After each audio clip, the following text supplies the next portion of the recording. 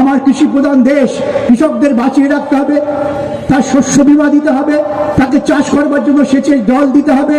তাই সরকারি ব্যবস্থাপনায় বড় বড় সেচ হলো, বড় বড় কারখানা তৈরি হলো, আমার জাতীয় সম্পদ তৈরি হলো।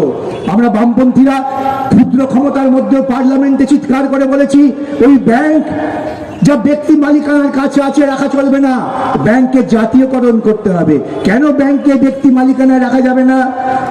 আপনারা সকলেই পরশুরামের গল্প নিশ্চয়ই পড়েছেন। সেই পরশুরামের গল্পে একটা চমৎকার উদাহরণ আছে এই প্রাইভেট ব্যাংকের হাল কি। ভুটভুতিরাম বাটপাড়িয়া তিনি ব্যাংকের মালিক।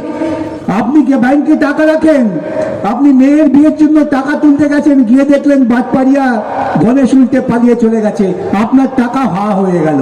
আপনারা দেখছেন আওয়াজ, রোজকারের হক কথা। For more updates about Awaaz, please subscribe our YouTube channel Rajshekhar thali.